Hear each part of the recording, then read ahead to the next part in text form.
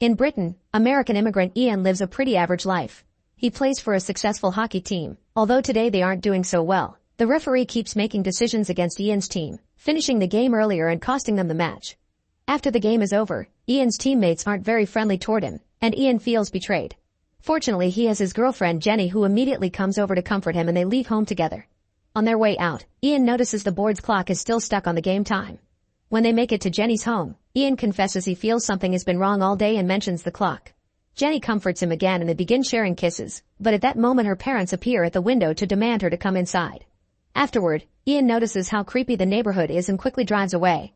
Minutes later, he has to stop the car when he finds the road blocked by a figure on the ground. Ian waits for a few seconds but nothing happens, so he goes to check on the being under the rain. As soon as he touches it, the figure shakes and startles Ian, who immediately runs back to his car. He tries to call emergencies to no avail, and when he looks up, he realizes the figure is gone from the road. Suddenly, a terrifying black monster breaks through the window with its claw and grabs Ian to throw him onto the ground. Then it drags the boy to the train rails and holds him there until the train comes to run over him. At that moment, Ian wakes up and finds himself inside an office, looking older. A phone rings, and Ian picks it up only to hear the person on the other side hang up. He's disorientated for a few seconds, but soon his boss reminds him he needs those spreadsheets, and Ian quickly goes back to work. At some point his coworker Jenny comes to drop more paperwork for him to do, and she says she isn't looking to the weekend because her family will scold her for still being single and not having kids. Hours pass with Ian working and at the end of the day, he's ready to go home. On his way out, a man runs to join him at the elevator, and Ian notices how sweaty and nervous he looks. When they make it to the first floor, the man runs out as if in fear, bumping into a bunch of boxes. Once outside, Ian discovers the man from the elevator has fallen under some sort of illness attack, and among the crowd checking on him, there's a man that looks familiar. For a second Ian swears that there are black veins where the guy is touching the sick employee and the man's face suddenly gets blurry, but Ian blames it on his imagination and leaves. When he gets home, Ian gets something strong to drink and watches the street, where he notices strange shadows in the neighboring building. He's suddenly startled by his wife Medea, who quickly brings him to the room to get frisky together. After sharing a passionate moment, Medea can tell Ian's distracted, so he shares that he saw a coworker die and that the other stranger reminded him of his old hockey referee. Medea is surprised to hear Ian used to play hockey, and Ian could have sworn he already told her, so he goes looking for his yearbook to prove it. However, when he finds the team picture, he's upset to discover he isn't on it. Ian begins having an emotional crisis because he has memories that didn't actually happen, but Medea comforts him with ice cream and gets him to calm down. While failing to fall asleep, Ian hears a voice saying he knows it's too late, as a shadow runs outside the window and then onto his wall. Ian goes downstairs to check, but he finds nothing. The next day, Ian oversleeps and takes the bus to work instead of walking. During the ride, he discovers his watch has stopped, and two guys get on the bus that look a lot like his old hockey teammates. The duo gets off as soon as they see him, and Ian rushes to follow them, but the guys give him the finger before disappearing. As Ian runs down the street, he bumps into Gray, who knows Ian by name and tells him they need to go somewhere safe. After noticing another man looking at him creepily, Ian accepts to follow Gray into an alley. Gray points out that Ian's watch has stopped and explains that means they are coming. He doesn't explain who they are, but he says they're hunting Ian and they were the ones that pushed him into a new reality. Gray knows all the details of both lives, swearing they're all real, and explains that if Ian dies again, he'll just be pushed into another alternate life and they'll keep murdering him every day. Furious at the lack of proper information, Ian pushes Gray against the wall, and suddenly the black creature from the previous day comes out of a hole and pulls Gray inside. Ian immediately runs away and bumps into a man with black holes for eyes, but things go back to normal when he blinks. His cell phone won't work, so Ian tries a public phone, but the only noise he hears is creepy static. Then Ian runs again and makes it back to his apartment, where he tells Medea that someone is trying to kill him. Suddenly he hears a noise, and when he looks downstairs, he notices a shadow approaching. Terrified, Ian quickly locks up the door and steps back, bumping into Medea. At that moment a splash of blood appears on the door, and Ian looks down to realize Medea has stabbed him with her claw because she's one of them too. She kisses him before dropping him on the floor, saying he shouldn't have remembered before cutting his throat open.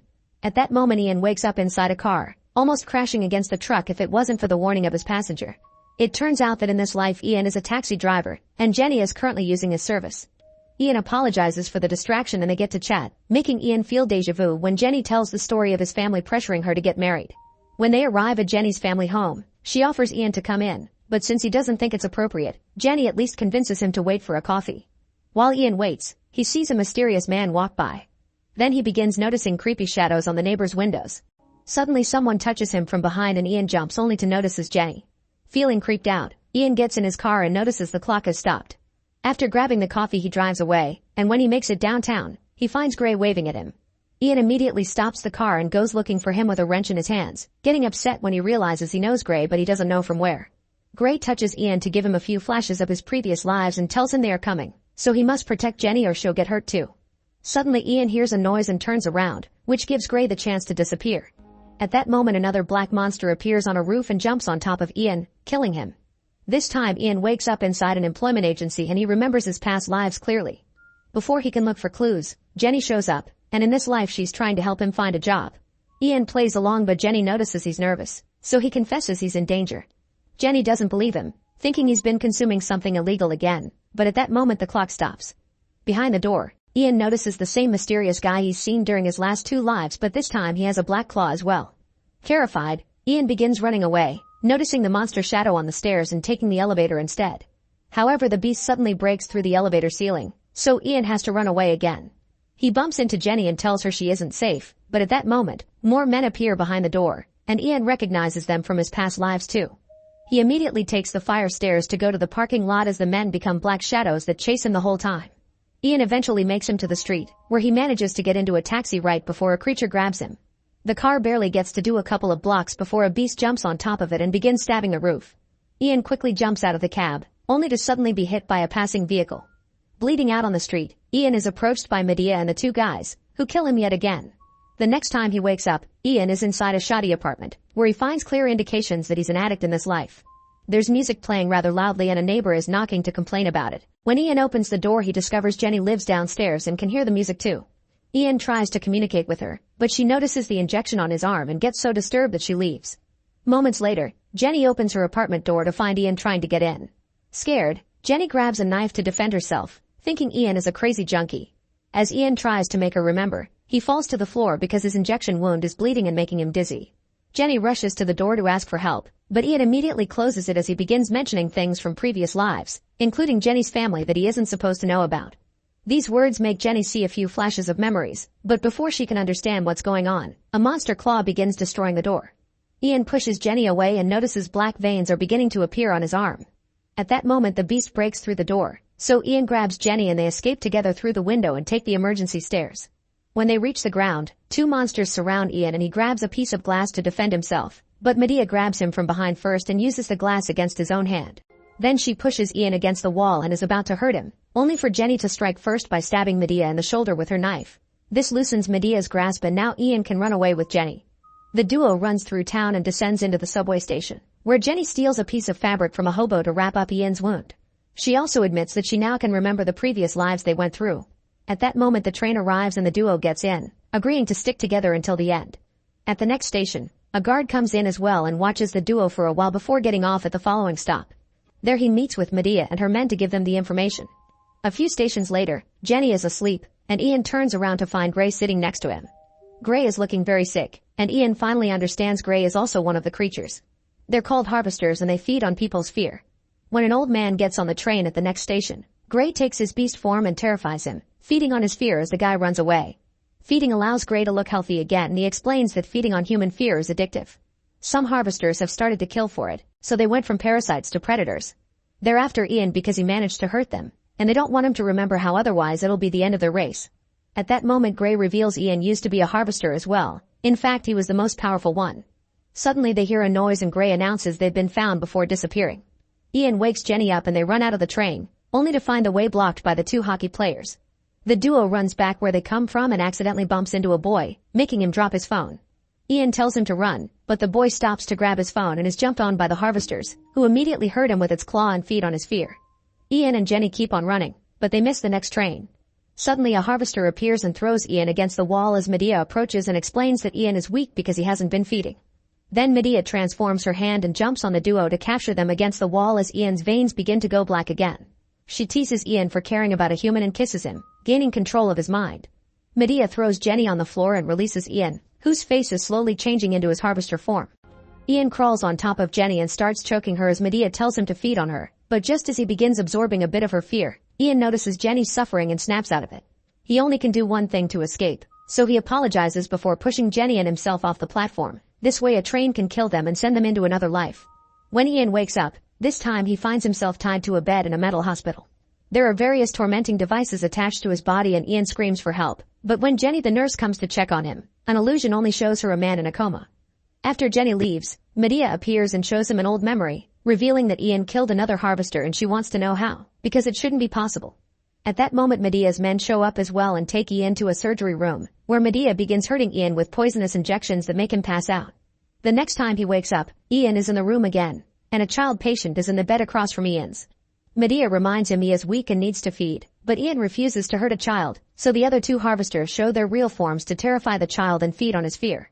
The kid screams and doctors and nurses come to check on him, but they can't see what's actually going on. Ian passes out again and wakes up later to find Jenny comforting him. After she leaves, tons of memories flood Ian's mind, a mix of his old lives and images of all the torture Medea has been putting him through while he's asleep. When he wakes up this time, Medea is kissing him before disappearing. The one that shows up next is Gray, who looks weak and wrinkly and explains Ian became human when he fell for Jenny. It's his love for the girl that made him strong enough to kill another harvester, and he needs to survive this to protect her because she makes him a better man. Gray used to love a human woman too and he had found a new life in her love, but the harvesters found her and killed her. Since Ian doesn't want to feed from humans, Gray offers himself since he doesn't have much time left anyway. Ian takes his offer and feeds on Gray, causing all his wounds to immediately start healing. Later when Medea's men go to check on Ian, they find the room empty and the artifacts broken. One of the harvesters is distracted by checking the scene and is suddenly stabbed by a monster behind the curtain, which instantly kills him. It's then revealed this is Ian with his powers unleashed, and when the other guy tries to run away, Ian jumps on him and kills him too. Meanwhile, Jenny continues to work around the hospital, not noticing the shadows that follow her everywhere. Soon Ian begins following her as well, and whenever a harvester tries to attack Jenny, Ian kills them first. He kills one inside the archive room and another one in the corridors before following Jenny to the morgue. There, some harvesters come out of hiding and try to attack her, but Ian shows up and tells her to run. Then Ian proceeds to kill all his enemies, using the power of love to easily take them out with just a few quick hits. Afterward Ian goes looking for Jenny, only to discover Medea has captured her. When Ian tries to attack her, Medea pushes Jenny away and hits Ian instead, putting him back into his human form as she begins hitting him from reality to reality in quick painful jumps. After going through all of Ian's lives and jumping into the train, they return to the hospital and Medea grabs Jenny again, using her as a shield. Ian realizes there's only one thing to do to stop Medea for good and he proceeds to stab Jenny with his own claw, which goes through and manages to stab Medea as well. As Medea disintegrates, Ian remembers that Gray said finding love gave him a new life. With this knowledge, Ian tells Jenny that he loves her and uses the power of his feelings to heal her wounds. Sometime later, the couple is back to their original lives, and this time, Ian can win his hockey match without the interference of harvesting referees. Jenny comes to congratulate him after the game and Ian thanks her for making him human, but Jenny doesn't understand because she doesn't remember what happened. At that moment Ian sees the mysterious man and follows him into an abandoned corridor, where the man reveals to be a harvester. Ian immediately summons his claw, ready to fight it. Make sure to subscribe and turn on notifications so you can watch more videos like this. Thanks for watching.